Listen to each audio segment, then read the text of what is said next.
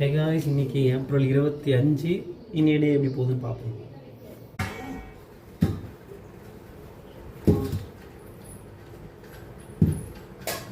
Hey guys, இன்னைக்கு நம்ம வீட்டில் என்ன பிரேக்ஃபாஸ்ட்னா, எல்லாம் ஒரே பிரேக்ஃபாஸ்ட் வைக்கிறாங்க. இட்லி தான் வைக்கிறாங்க. ஒரு தோசை கூட சுட்டு கொடுக்க மாட்டாங்க. ஏம்மா நைட்டு தோசை சுட்டு அதனால காலை இட்லியா?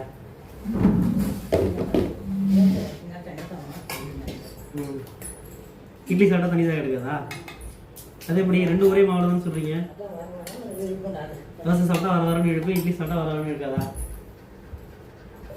அதே கொஞ்சம் சாம்பார் வைக்கிறாங்க, அந்த சாம்பார் போட்டுருவோம். சாம்பாரில் வந்து தக்காளி தான் இருக்குது, சாம்பார் வைக்கணுமா? முடிஞ்சு சார். ஓகே, இன்னைக்கு நம்ம பார்க்க போகிற சீரீஸ் என்ன அப்படின்னா, டார்க் அப்படின்னு ஒரு சீரீஸு, இன்டர்நேஷ்னல் வெப் சீரிஸ். பாருங்கள், நெட்ஃப்ளிக்ஸில் இருக்குது. German series. ஃபஸ்ட்டு எபிசோட்லேயே நம்மளை வந்து கன்ஃபியூஸ் பண்ண வச்சிடும். அப்படிப்பட்ட ஒரு சீரீஸ் தான் இது. ஸ்டோரி என்ன அப்படின்னா, ஒரு சின்ன ஸ்மால் டவுனில் ஒரு குழந்தை வந்து மாயமாகிடும். அதுக்கப்புறம் அது ஸ்லோலி ரிவீல் ஆகும். அதுதான் இந்த படம், டைம் ட்ராவல் படம். இது வந்து சிம்பிள் டைம் ட்ராவல் இல்லை, ஓகேங்களா? இந்த பாஸ்ட்டு, ஃப்யூச்சரு, ப்ரெசண்ட்டு எல்லாமே கரெக்டாகி காமிச்சிருப்பாங்க. ஒரே கேரக்டர் பல டைம் லைனில் வந்துக்கிட்டே இருக்கும். இந்த படம் பார்க்கணும் அப்படின்னா நமக்கு ஃபுல் கான்சன்ட்ரேஷன் வேணும். அப்படி பார்த்தா மட்டுமே தான் இந்த படத்தை வந்து புரிஞ்சிக்க முடியும், ஓகேங்களா? இது வந்து இன்டர்நேஷ்னல் வெப் சீரிஸு, நெட்ஃப்ளிக்ஸில் இருக்குது. டார்க் சீரிஸ் நேம், ஓகேங்களா? இதை நீங்கள் பாருங்கள். இதை நீங்கள் பார்த்து முடிச்சதுக்கப்புறம் செகண்ட் லெவலில் நான் சொல்கிறேன், ஓகேங்களா? இது வந்து ஃபஸ்ட் லெவலு. செகண்ட் லெவலில் வரணும் அப்படின்னா ஒரு மலையாள படம் தமிழில் இருக்குது, ஓகேங்களா? அந்த சீரீஸ் இப்போ என்னென்ன சொல்கிறேன். அதுக்கு முன்னாடி இந்த டார்க் படத்துக்கு நம்ம ரேட்டிங் கொடுக்குறோன்னா 10க்கு 9.5 கொடுக்கலாம். அந்தளவுக்கு ஒரு தரமான படம். ரொம்பவுமே எலாபரேட்டாக டைம் ட்ராவலை பற்றி கொண்டு போயிருப்பாங்க. அடுத்தடுத்து நம்மளை பார்க்க தோண்டிகிட்டே இருக்கும் இந்த சீரீஸ். அதுக்கடுத்து நம்ம சொல்ல போகிற சீரீஸ் என்ன அப்படின்னா, தமிழில் அவைலபிளாக இருக்குது. சம்பவம் அத்தியாயம் 1, ஓகேங்களா? ஒரே ஒரு சீசன் தான் இருக்குது. கண்டிப்பாக அதையும் ட்ரை பண்ணி பாருங்கள். ஜியோ ஹாட்ஸ்டாரில் இருக்குது. ஸ்டோரி எப்படி போகும் அப்படின்னா, ஒரு காடு, அந்த காட்டுக்குள்ளே போன ஒரு குரூப்பு மாட்டிக்குது. அதை சுற்றி என்ன நடக்குது அப்படின்றது தான் கதையே, சரிங்களா? இது ஒரு க்ரைம் த்ரில்லர் சீரீஸ். ஸ்லோவாக ஸ்டோரி ஸ்டார்ட் ஆகும். ஸ்டார்ட் ஆகும்போது அதில் அப்படியே சஸ்பென்ஸும் அதிகமாக வந்துக்கிட்டே இருக்கும். நான் சொன்ன ப்ரீவியஸ் டார்க் மூவியை கம்பேர் பண்ணும்போது இது அந்தளவுக்குலாம் சொல்ல முடியாது.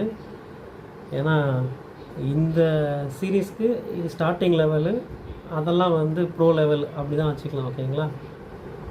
ஸோ இதையும் ஃப்ரீயாக இருந்தால் ட்ரை பண்ணி பாருங்கள். சீரீஸ் நேம் சம்பவம் அத்தியாயம் 1.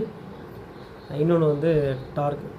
நான் ரேட்டிங் கொடுத்தது என்ன அப்படின்னா, சம்பவம் அத்தியாயம் 1க்கு வந்து 10க்கு 5 தான் கொடுப்பேன். ஆனால் டார்க்குக்கு 9.5 கொடுப்பேன்.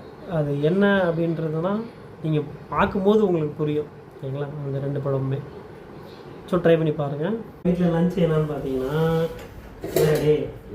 நைட்டு என்ன சொன்னோம்? சாப்பாடு. சரி, வெள்ளை சோறு. இது மோரா தேவை வகை இல்லையா? என்ன இருக்குது? மருமா இருக்கா? வெள்ளை சோறு போட்டுருவீங்க. அம்மா மோர் தானம்மா? தாளிக்கலையா? குடிக்கிறதுக்கா? கடைசியாக குடிச்சுக்கிறோம். இதுக்கு என்ன குழம்பு? புளி குழம்பா? இது சாம்பார். சாம்பாரா? இது சாம்பார் இருக்கா? புளி குழம்பா? இது புளி குழம்பு. நீ வேற சாம்பார்னு பயந்துட்ட. முருங்காய் போட்டால் புளி குழம்பு.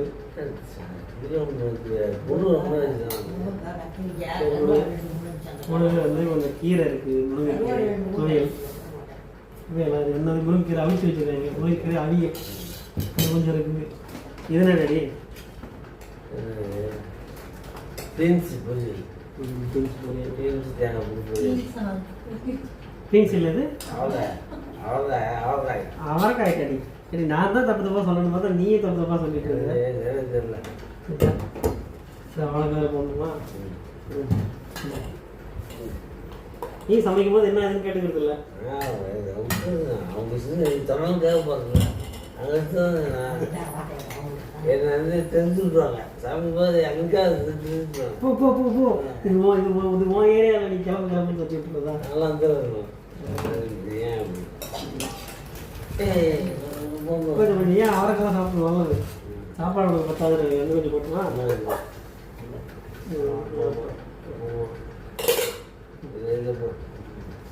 புரிஞ்சுட்டு போ. அவ்வளோதான். மலாட்டா பையனுக்கு பேருக்கு தான் வச்சுருக்காங்க, ஒன்றும் இல்லை. இதுதான் இன்றைக்கி நம்ம ஹோட்டலில் லஞ்ச். ஓகே கைஸ், வேலையை முடிச்சுட்டு வந்தாச்சு.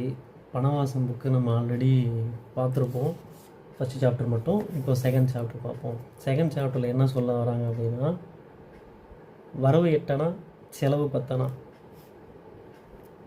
இதில் எல்லாருக்குமே மாத கடைசியில் சம்பளம் வாங்கினதுக்கப்புறம் ஒரு பட்ஜெட் ஒரு துண்டு விழும் இல்லைங்களா? நம்ம எவ்வளோ தான் சம்பாதிச்சாலும் பத்தாவது ஒரு மனநிலையில் இருக்கும். அது இவர் எப்படி விளக்குறாரு அப்படின்னா, ஒரு பெட்டி கடைக்காரர்கிட்ட போய் நம்ம கேட்குறோம் அப்படின்னா அவர் 1000க்கு 2000க்கு கஷ்டப்பட்டுருப்பார். அதே ஒரு மளிகை கடைக்காரர் பார்த்துட்டிங்கன்னா அவர் 10,000க்கு 20,000க்கு கஷ்டப்பட்டுருப்பார். ஒரு ஹோட்டல் கடைக்காரர்கிட்ட பார்த்தோம் அப்படின்னா அவர் 1,00,000க்கு 2,00,000க்கும் பணம் பெறட்டுறதுக்கு கஷ்டப்பட்டுருப்பார். இதே ஒரு கார்ப்பரேட் கம்பெனி வந்து கோடிகளில் 500 கோடி 1000 கோடின்னு பணம் இல்லாமல் தத்தளிச்சிட்ருக்கோம், சரிங்களா? இந்த மாதிரி அரசன்லேருந்து ஆண்டி வரைக்கும் எல்லாருக்குமே இந்த பண பிரச்சனைகள் இருக்குது அப்படின்றத இவர் சொல்லியிருக்காரு. இந்த பிரபஞ்சம் வந்து உங்களுக்கு பணம் கொடுத்துக்கிட்டே தான் இருக்குது. நீங்கள் பயப்படாமல் செலவு பண்ணுங்கள், பதட்டப்படாமல் செலவு பண்ணுங்கள் அப்படின்றது தான் இவர் சொல்கிறாரு.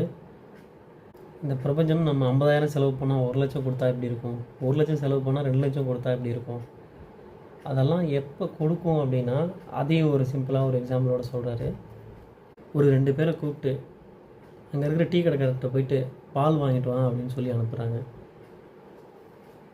அப்படி சொல்லி அனுப்பும்போது ஃபஸ்ட்டு ஒருத்தர் போயிட்டு கேட்டப்போ அந்த டீ கடைக்காரர் பால் இல்லை அப்படின்னு சொல்லி அனுப்பிச்சிட்டாரு. 2வது ஒருத்தரை போய் அனுப்பும்போது அவர் பால் கூட பன்னும் கேட்டு வாங்கிட்டு வந்திருக்காரு, சரிங்களா? இப்போ இந்த 2 பேர்கிட்ட எப்படி ஒருத்தருக்கு பாலே கிடைக்காம இருந்துச்சு, இன்னொருத்தருக்கு பால் கூட பன்னும் கிடைச்சிது அப்படின்னு சொல்லும்போது, ஃபஸ்ட்டு அனுப்பின ஆள்கிட்ட சொல்லாத ஒரு விஷயம் என்ன அப்படின்னா, 2வது அனுப்பின ஆள்கிட்ட அந்த தெருவில் ஒரு நாய்க்குட்டி இருக்குன்னா அது ரொம்ப பசியோடு இருக்குது, அதுக்காக கொஞ்சம் பால் வேணும் அப்படின்னு கேட்கும்போது அந்த டீ கடைக்காரர் பால் கூட சேர்த்து பன்னையும் எடுத்து கொடுத்துட்டாரு அப்படின்றது தான் இவர் சொல்லியிருக்காரு. நம்ம செலவு செய்கிறோட நோக்கம் நல்ல நோக்கமாக இருந்து நம்ம செலவு செய்கிறது பிறருக்காக செலவு செய்யும்போது அந்த பணம் வந்து நம்மக்கிட்ட வந்துக்கிட்டே இருக்கும் அப்படின்றது இவருடைய கான்செப்ட். இன்னொரு விஷயம் என்ன சொல்ல வர்றாரு அப்படின்னா, இப்போது அவர் ஒரு பப்ளிக் ஸ்பீச்லாம் கொடுக்கக்கூடிய ஆள் தான். அவரோட யூடியூப்பில் பார்த்துருப்பீங்க, நிறைய வீடியோ போட்டிருப்பாரு. அவர் ஊராக போயிட்டு ஸ்பீச்சஸ் கொடுக்கக்கூடிய ஆள் தான். அவருக்கு இப்போ ஒரு கார் தேவை.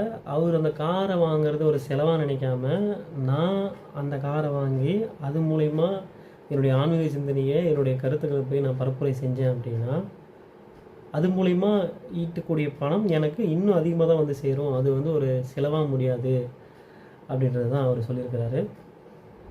அதே போல் நம்ம இதை எப்படி எடுத்துக்கலாம் அப்படின்னா, நம்ம செலவு செய்கிறது எல்லாமே ஒரு நல்ல செலவுக்காகவும் அது அடுத்தவங்களுக்கு பயனளிக்கக்கூடிய செலவாகவும் இருந்தால் அது ஒரு டூலாக தான் நம்ம எடுக்கலாம்.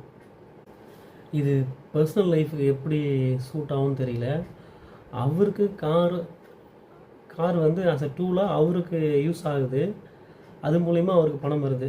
ஸோ அவர் இது மூலிமா நமக்கு என்ன சொல்ல வர்றாரு அப்படின்னா, நீங்கள் செலவு செய்கிற பணம் வந்து ஒரு நல்ல எண்ணத்துக்காக நல்ல நோக்கத்துக்காக இருந்துச்சு அப்படின்னா கண்டிப்பாக உங்களை வந்து பணம் அடையும், வந்து சேரும் அப்படின்னு சொல்லியிருக்காரு.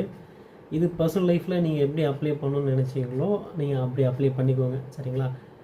இது ஒவ்வொருத்தவங்களுக்கும் ஒரு மாதிரி புரியும். உங்களுக்கு எப்படி புரிஞ்சுன்றதை நீங்களும் கமெண்ட் பண்ணுங்கள்.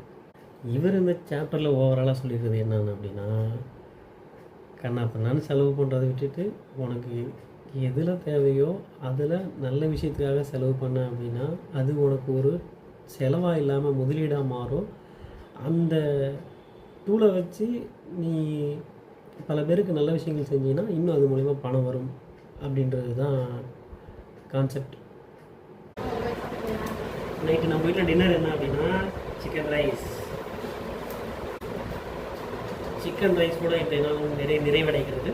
சிக்கன் ரைஸுடன் இன்றைய நாள் நிறைவடைகிறது.